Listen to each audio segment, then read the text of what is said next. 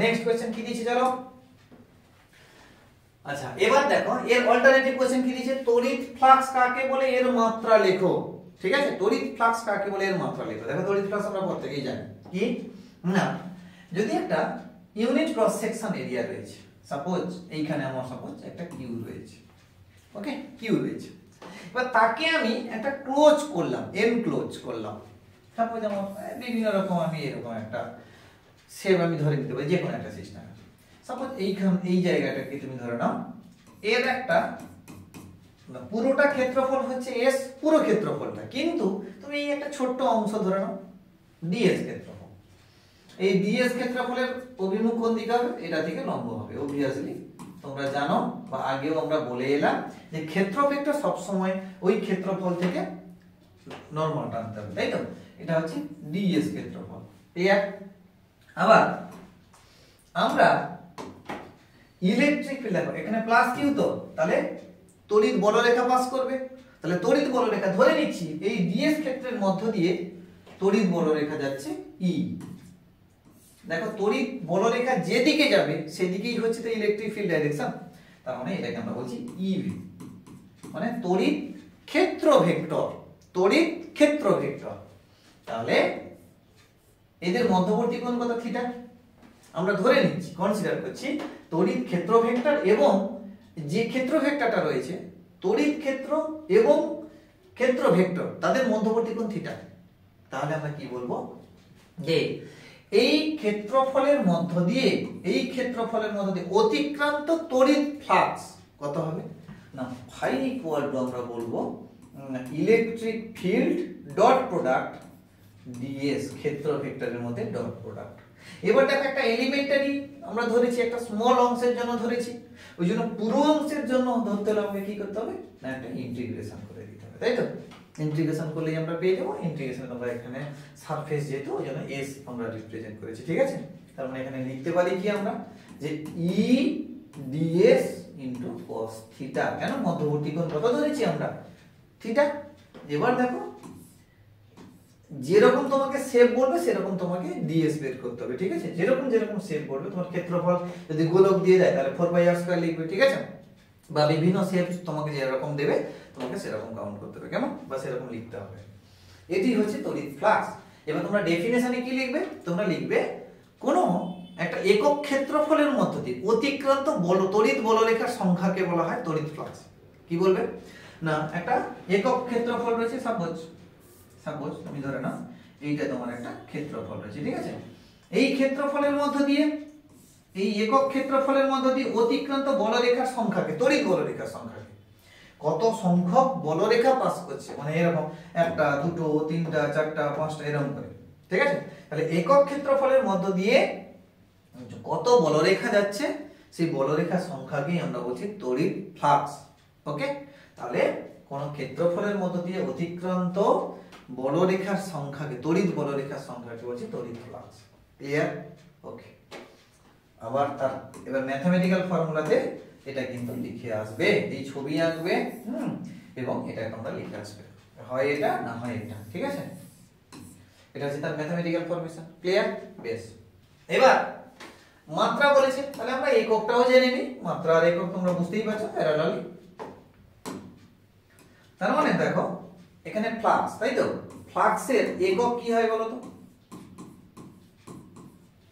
ফ্লাক্সের একক কি হবে, দেখো এ মানে ই, তো তড়িৎ ক্ষেত্রের একক কি হয়, ভোল্ট পার মিটার। তড়িৎ ক্ষেত্রের একক কি হবে, ভোল্ট পার মিটার। আর ক্ষেত্রফলের একক কি হবে না, মিটার স্কয়ার। মিটার মিটার কেটে দাও, তার মানে হবে কত, ভোল্ট ইনটু মিটার। কি বললাম, ভোল্ট ইনটু মিটার, এসআই একক, ঠিক আছে। আর এটা স্ট্যান্ড ভোল্ট ইনটু সেন্টিমিটার করে দিবে, ঠিক আছে।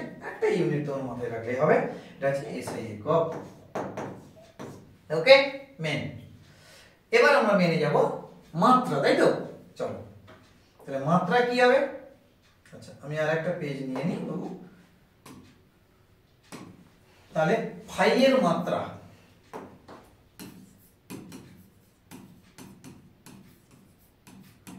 ফাই এর মাত্রা কি হবে, তাই তো।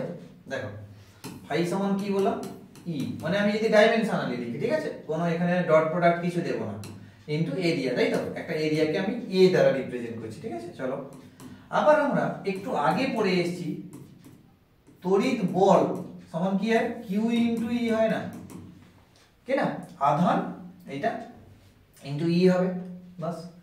তার মানে ই সমান আমরা কি লিখবো, এফ বাই কিউ লিখতে পারি, ঠিক না, এফ বাই কিউ।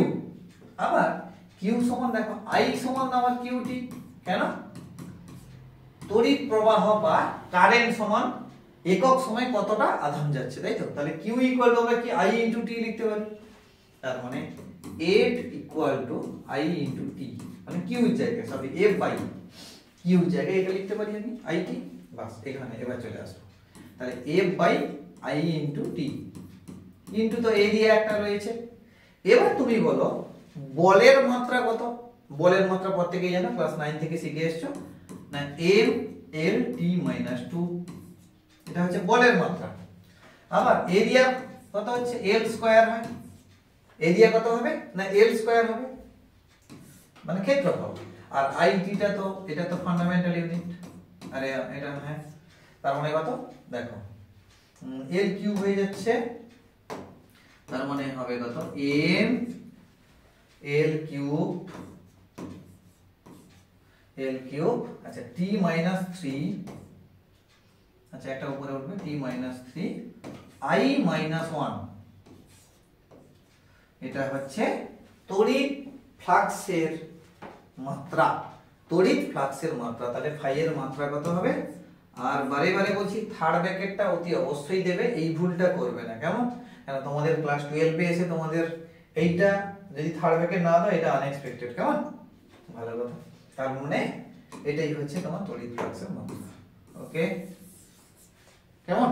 চলো নেক্সট, নেক্সট কোশ্চেন কি দিয়েছে দেখো, এখানে একটা তড়িৎ ক্ষেত্রে, মানে এটা দাগ নম্বরটা পড়ে নি, ও আচ্ছা ওর সঙ্গে, মানে এই যে অরটা ছিল, অরের সঙ্গে এই কোশ্চেনটা দিয়েছে। দেখো কি বলছে, বলছে তড়িৎ ক্ষেত্রে কোন স্থানে তড়িৎ ক্ষেত্র প্রবল হবে। তাহলে চলো আমরা সলিউশন করি। তাহলে ইলেকট্রিক ফিল্ডটা তোমরা খাতায় আগে লিখে ফেলবে, 2i cap plus 3j cap হলো নিউটন পার কুলম্ব। ওই স্থানে yz তলে yz তলের সমান্তরালে স্থাপিত 0.5 মিটার বাহু বিশিষ্ট কোন বর্গাকার পাতের মধ্য দিয়ে নির্গত তড়িৎ ফ্লাক্স কত হবে। তার মানে দেখো একদম সহজ কোশ্চেন, এবং পরীক্ষায় এই তড়িৎ ফ্লাক্সের এই যে ফরম্যাট দিয়ে অঙ্কটা, এই যে মেথডের অঙ্কটা, এটা কিন্তু প্রচুর পড়ে, ঠিক আছে। ওই জন্য কেউ অ্যাভয়েড করবে না, কেউ অ্যাভয়েড করবে না এটাকে। আচ্ছা সাপোজ এটাকে আমরা x বলতে পারি, এটাকে y বলতে পারি, এটাকে আমরা z বলি, তাই না, বাস। এবার yz প্লেনে, মাথায় রাখবে কিন্তু yz তলে, এটা এটা খুব বি কেয়ারফুল, yz তলের সমান, yz তলের সমান্তরাল বলতে এইখানে একটা বর্গক্ষেত্র আমরা অঙ্কন করে নিয়েছি, যার প্রত্যেকটা বাহু বলেছে এই যে বর্গাকার পাত, এটা কি বর্গক্ষেত্র, আমরা আমার আয়তক্ষেত্র হয়ে গেছে, কিন্তু বর্গক্ষেত্র তোমরা কনসিডার করবে, কেমন। এই প্রত্যেকটা বাহু কত না এত মিটার বাহু বিশিষ্ট, 0.5 মিটার বাহু বিশিষ্ট বর্গাকার। তাহলে এর ক্ষেত্রফল কত হবে আগে বলি, এর ক্ষেত্রফল, তার মানে আমরা যদি s ভেক্টর বলি, এর ক্ষেত্রফলটা তাহলে কত হবে না, বাহু ইনটু বাহু, বর্গক্ষেত্রের ক্ষেত্রফল আমরা কি জানি, বাহু ইনটু বাহু, ঠিক আছে। থাক ক্যালকুলেশন করব না এখন, বা করেই নাও, অসুবিধা নেই। 0.25 হবে এবং মিটার স্কয়ার হবে, metre into metre, metre square, কেমন। এবার আসবো আমরা ডাইরেকশন কেমন হবে, তাই না। এবার আসবো আমাদের ডাইরেকশন কেমন হবে। দেখো আমরা বলেছিলাম যে একটা তলের ক্ষেত্র ভেক্টর কি করে হবে না, এই রকম তলটা আছে তো, yz প্লেনে তলটা আছে, মানে y হচ্ছে এইরকম, z হচ্ছে এরকম, দেখো এই যে এরকম আছে, y টা হচ্ছে এই অ্যাক্সিস, z টা হচ্ছে এই দিকে, তাহলে তলটা হচ্ছে এইখানে, তো নাকি তলটা হচ্ছে আমার হাতটা যেটা, সেটাই হচ্ছে তল। তাহলে ওই তল থেকে তাহলে আমি যদি লম্ব টানি তাহলে কোন দিকে হবে, দেখো এই তল থেকে যদি নরমাল ড্র করি তাহলে কোন দিকে যাচ্ছে, x অ্যাক্সিস বরাবর না, দেখো এইটা তো তল, এই থেকে যদি আমি লম্ব আঁকি তাহলে কোন দিকে যাচ্ছে, x অক্ষ বরাবর। তার মানে i ক্যাপ বরাবর হচ্ছে কিনা বলো তো, x অক্ষ বরাবর। এই ক্ষেত্র ভেক্টরের অভিমুখটা কোন দিকে হচ্ছে না, দেখো এটাকে i ক্যাপ লিখতে পারি আমরা, আই ক্যাপ লিখছি, কেমন? চলো এবার আমাকে ফ্লাক্স বের করতে বলছে, নি চলো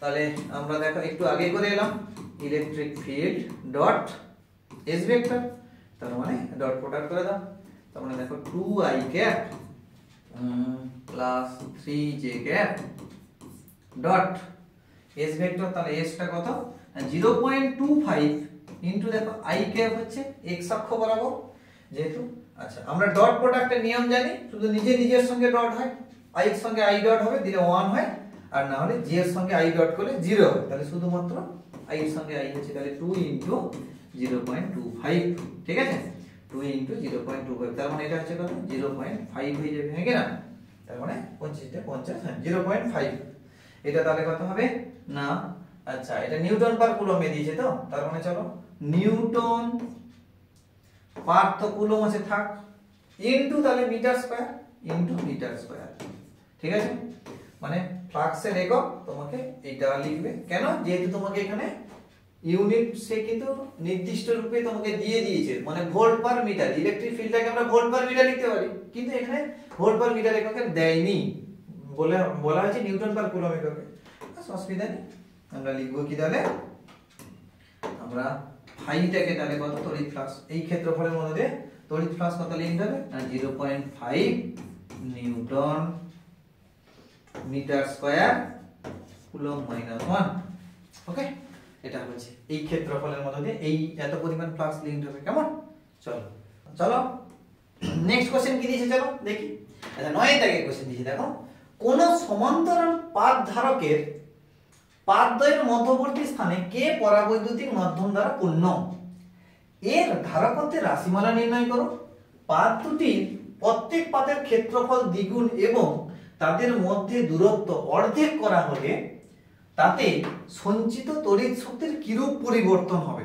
মানে শক্তির পরিবর্তনটা বের করতে বলছে, তাই তো, কিন্তু তার আগের কোশ্চেনটা আমরা একটু দেখি, যে সমান্তরাল পাত ধারকের ধারকত্ব, দেখো এটা আমার মনে হয় কোন স্টুডেন্ট বাকি নেই যে এই কোশ্চেনটার মানে সম্মুখীন হয়নি, প্রত্যেকটা পরীক্ষা কেন বা তোমাদের স্যারেরা অবভিয়াসলি প্রত্যেক স্যারেরাই করিয়েছেন, এটা খুব ইম্পর্টেন্ট তোমরা জানো, হ্যাঁ, তো চলো সেটা আমরা একটু দেখে নিই বা ভালো করে বুঝে নিই একটু, কেমন, চলো কি হচ্ছে দেখো প্রথমে না, দুটো পাত নিয়ে আমরা, এইটা একটা পাত, ঠিক আছে,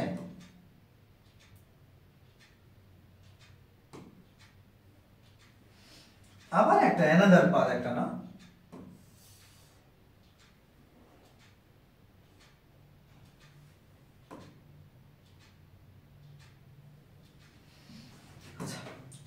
একটা ধারক তৈরি করব এবং সমান্তরাল পাত ধারক, তাহলে এটা একটা পাত, মানে এটাকে লাইন ভেবো না কিন্তু, মানে ব্যাপারটা হচ্ছে এইরকম, হ্যাঁ এটা একটা পাত, এটা একটা পাত, এইরকম করে দুটো পাত আছে, ঠিক আছে, এইটা একটা পাত আবার নিচেরটা একটা পাত, এটা এরকম দুটো পাত দিয়ে তো ধারক তৈরি হয়, তার মানে একটার সঙ্গে কি না তড়িৎ উৎসের সঙ্গে যুক্ত থাকে একটা পাত, আর একটা পাত কি থাকে গ্রাউন্ড করা থাকে বা আর্থিং করা থাকে, তাই তো, মানে ভূমির সঙ্গে সংযুক্ত থাকে, তাহলে এখানে প্লাস কিউ আধান নিচ্ছি আমরা, আচ্ছা এই পাতকে ধরে নিচ্ছি এ, এই পাতকে ধরছি বি, তাহলে কি হয় এই পাতে ধনাত্মক আধান রয়েছে বা পজিটিভ আধানে আহিত হয়ে যায়, এবং আবেশের দরুন কি হবে না বি পাতে কি হবে না ঋণাত্মক আধানে আহিত হয়, হলো ঋণাত্মক আধানে আহিত হয়ে যাবে, ঠিক আছে, ইন্ডাকশনের জন্য, তো এখানে কি হবে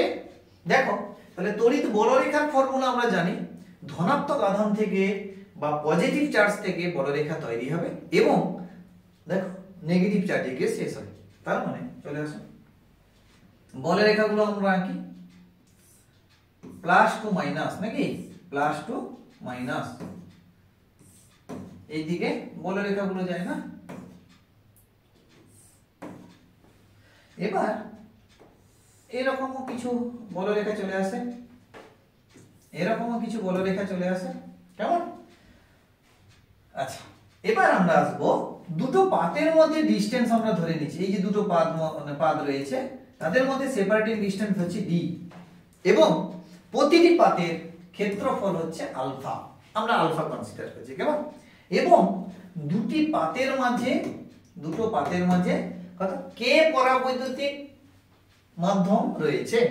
তার মানে আমরা মাধ্যমের পরাবৈদ্যুতিক ধ্রুবক আমরা কে রিপ্রেজেন্ট করলাম, ঠিক আছে, কে দিয়ে রিপ্রেজেন্ট করছি।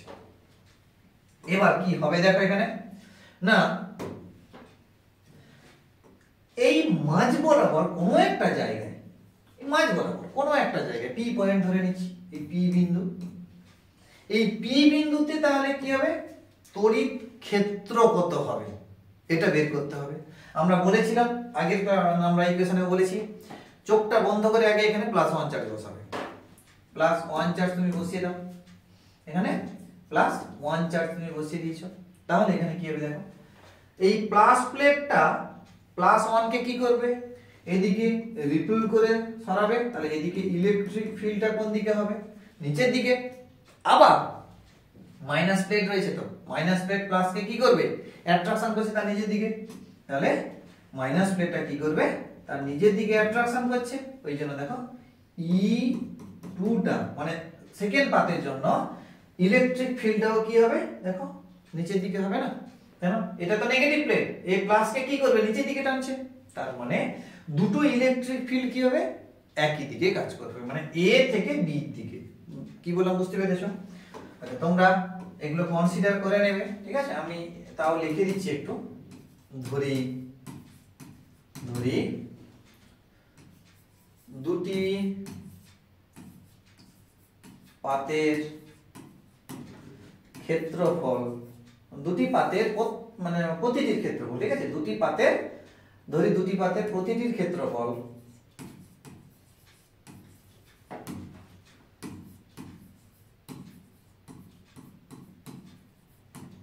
আলফা, মধ্যবর্তী দূরত্ব মানে পাত দুটির মধ্যবর্তী দূরত্ব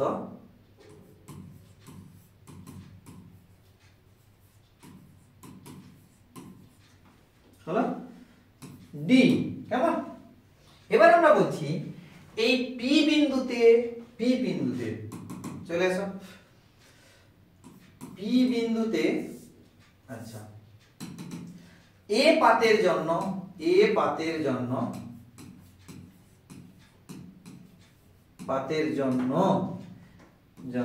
পি বিন্দুতে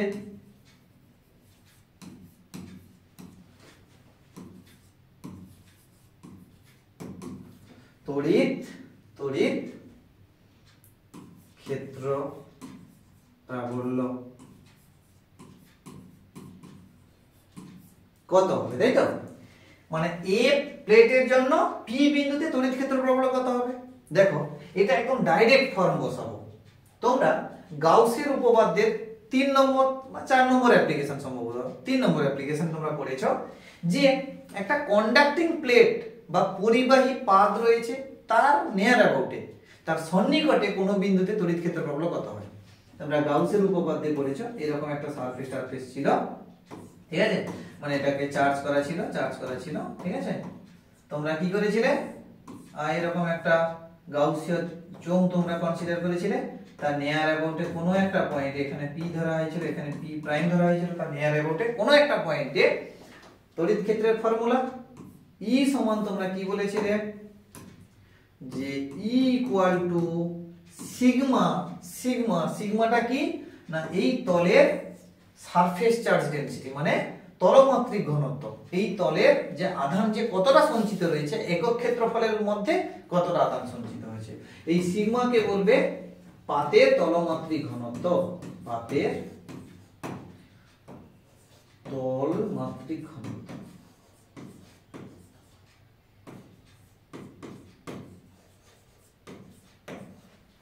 ঠিক আছে, পাতের তলমাত্রিক ঘনত্ব, তাহলে সিগমা বাই 2। আচ্ছা এটা কি হবে, কে পরাবৈদ্যুতিক ধ্রুবক রয়েছে 2k এপসিলন নট, এইটা আমরা কিন্তু জানি, এটা হচ্ছে গাউসের উপপাদ্য অনুযায়ী, মানে গাউসের উপপাদ্যের একটা অ্যাপ্লিকেশন ছিল, এটা আমরা পড়ে এসেছি, ওই জন্য তোমাকে রেফারেন্স দিয়ে দিলাম গাউসের উপপাদ্য।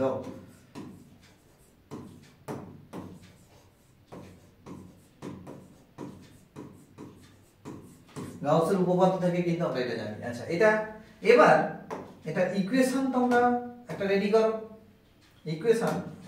ডাইরেকশন, তাহলে এটা ডাইরেকশন কোন দিকে হবে, এ পাতের জন্য প্লাসটাকে এদিকে, তাহলে এ বি, তাহলে এর ডাইরেকশন হচ্ছে দেখো এ বি, এ থেকে বি দিকে।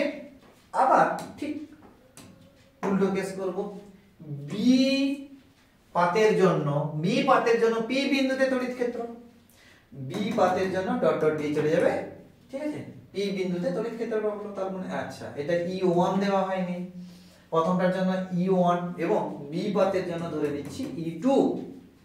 তাহলে E2 ইকুয়াল কত, sigma by 2k epsilon not, ঠিক না?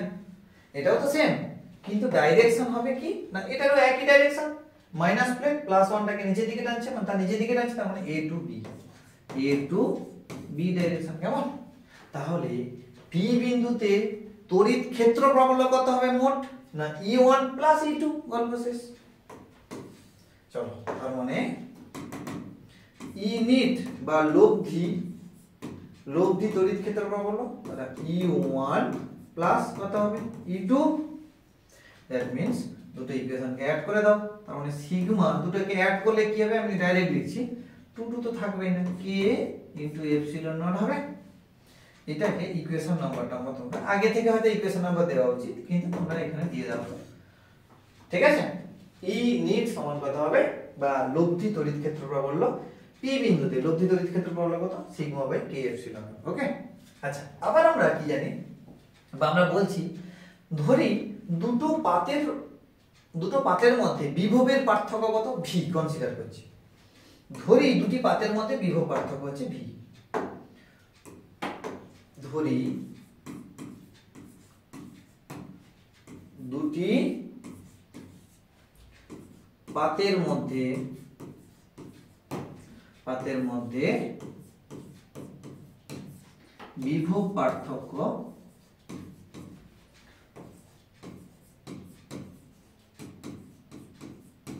কত হবে, ভি।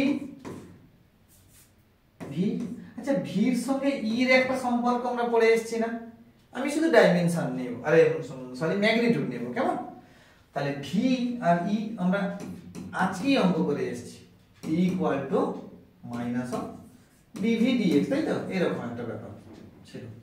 কিন্তু আমি যদি ডাইরেক্ট সাইন না নিই, নেগেটিভ অথবা পজিটিভ না নিই, তাহলে আমরা বলতে পারি না, দেখো ই এবং দুটো পাতের মধ্যবর্তী দূরত্ব কত, ডি ছিল, তাই না, কনসিডার করেছিলাম আমরা ডি। তাহলে চলো দুটো পাতের মধ্যে বিভবের পার্থক্য ই ভি সমান ই ইনটু ডি, ঠিক আছে। আমরা নেক্সট পেজে চলো, তার মানে আমরা কি বললাম, V equal to E into D, নাকি?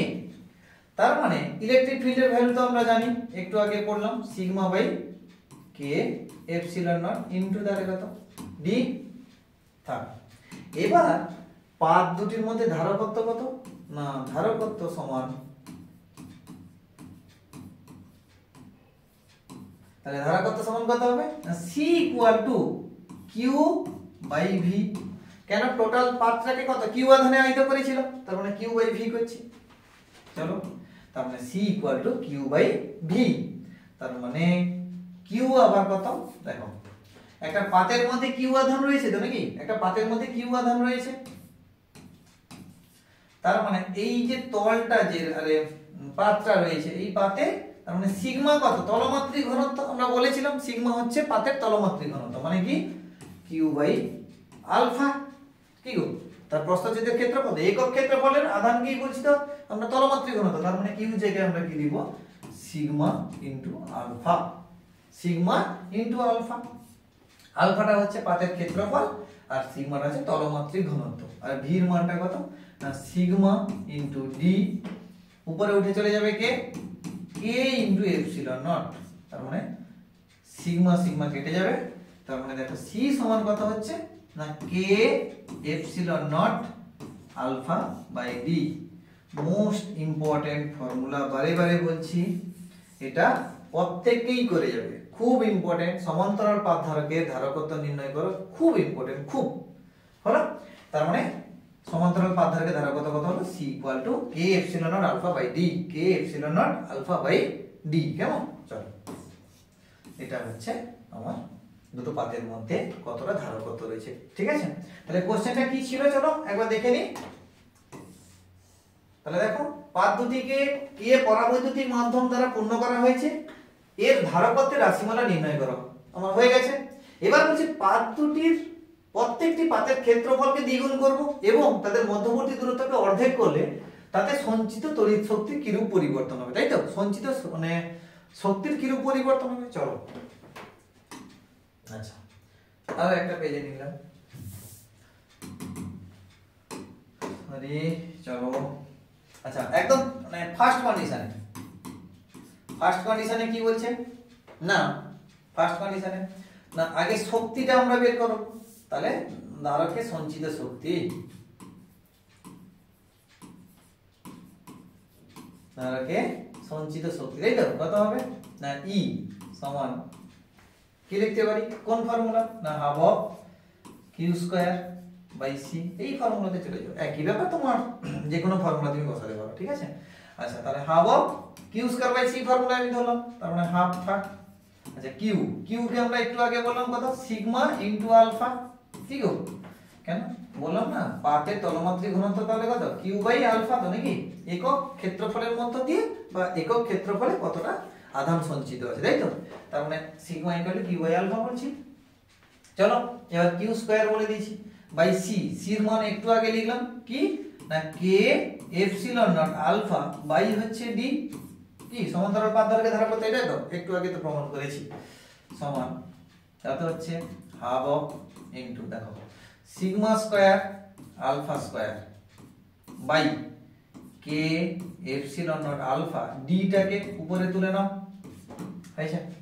একটা আলফা দেখো কেটে যাবে, একটা আলফা কাটো, তার মানে লিখতে পারি সিগমা স্কয়ার আলফা ডি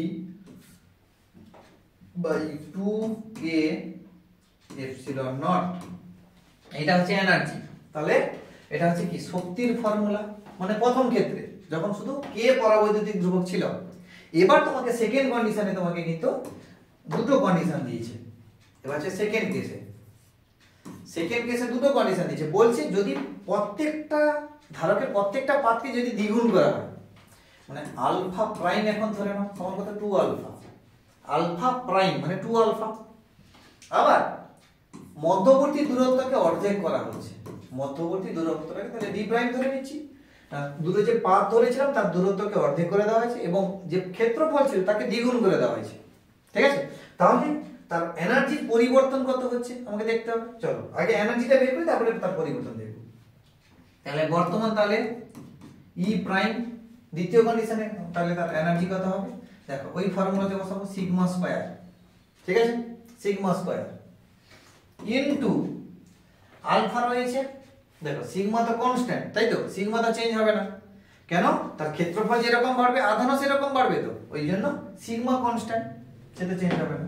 তাহলে আলফাটা তাহলে কি বলছে 2 আলফা, আলফা প্রাইম এর জায়গায় তাহলে কত 2 আলফা লিখবো, আলফা প্রাইম এর জায়গায় 2 আলফা, আবার ডি প্রাইম এর জায়গায় তাহলে কি লিখবো ডি বাই 2 বাই নিচেটা তো পুরোটাই কনস্ট্যান্ট। কেন? অন্য কোনো পরাবৈদ্যুতিক ধ্রুবক তো তুমি তার মধ্যে ঢোকাওনি, পরাবৈদ্যুতিক ধ্রুবকও একই আছে, মানে কে পরাবৈদ্যুতিক ধ্রুবক আছে, কেমন? চলো তাহলে কি হচ্ছে এখানে দেখো, কিছুই না, দেখো 2 2 কেটে যাচ্ছে, 2 2 কেটেই যাচ্ছে, দেখো তার মানে মানে ই প্রাইম তাহলে কত হচ্ছে sigma square alpha D by 2k epsilon naught, এটা হচ্ছে ই প্রাইম, তাই না? ই প্রাইমটা হচ্ছে কত এটা, তার মানে ইটা ছিল এটা, এটাকে যদি ইকুয়েশন নাম্বার 1 দাও, এটাকে যদি 2 দাও, তার মানে শক্তির পরিবর্তন তাহলে কত, শক্তির পরিবর্তন তাহলে কত, ঠিক আছে? তার মানে এনার্জির চেঞ্জ বা চেঞ্জ ইন এনার্জি, শক্তির পরিবর্তন না final energy minus initial energy, তো দেখতেই পাচ্ছ দেখো দুটো সেম, ইও যা এই মানে তোমার হচ্ছে sigma square alpha D by 2k epsilon naught, এটা ওই দেখো সিগমা মানে sigma square alpha D by 2k epsilon naught, clear? তার মানে বুঝতেই পারছো দুটো এনার্জি সমান অর্থাৎ 0। তাহলে শক্তির পরিবর্তন কত হচ্ছে, শক্তির পরিবর্তন কত হচ্ছে বাবু 0, শক্তির কোনো পরিবর্তন হচ্ছে না, যা ছিল তাই, দুটো আধানের মধ্যে সঞ্চিত শক্তির পরিবর্তন কত না যা ছিল তাই, কোনো পরিবর্তন হয়নি, শূন্য। ওকে বাস, দেখো এইটা তোমাদের এই সেটের কোশ্চেন ছিল, কেমন? অবভিয়াসলি লাস্টে তোমাদেরকে তো থ্যাংক ইউ জানাতে হবে, কারণ তোমরা কনসেন্ট্রেট করে এতক্ষণ আমার লেকচারটা শুনছো। দেখো তোমরা যদি না কনসেন্ট্রেট করে শোনো তাহলে আমাদের প্রেজেন্টেশনের কোনো গুরুত্ব থাকবে না, তাই না? ওই জন্য তোমাদেরকে অবভিয়াসলি থ্যাংক ইউ। কেমন? চলো, যারা যারা দেখো অনেকটা প্রিপারেশনে পিছিয়ে রয়েছো, ডিমোটিভেট হওয়ার কোনো কারণ নেই। তোমরা কিন্তু ধীরে ধীরে প্র্যাকটিস করলে, আরও এখনো বলছি 2 মাস সময় রয়েছে, টাইমগুলোকে খুব কাজে লাগাও। কেমন? দেখো, যাই হোক, এই ছিল তোমাদের প্রেজেন্টেশন। সেট 2 ক্যালকুলেশন ইলেকট্রোস্ট্যাটিক্সের হলো। এরকম করে প্রত্যেকটা সেট 1, সেট 2, সেট 3 থেকে সমস্ত কোশ্চেন আলোচনা করব আমরা চ্যানেলের মাধ্যমে। তোমরা একটু পাশে থাকতেই হবে, বুঝতেই পারছো। কেমন? আর তোমরা খুব মন দিয়ে পড়াশোনা করো, সেটাই আমাদের কাছে খুব আমরা অবভিয়াসলি হ্যাপি হব। কেমন? তো চলো, টাটা। নেক্সট ভিডিওতে আবার দেখা হবে, ঠিক আছে? এবং খুব রিসেন্ট আবার নেক্সট ভিডিও তোমাদের চলে আসবে। তোমরা শুধু কনসেন্ট্রেট করে পড়ো। কেমন? টাটা।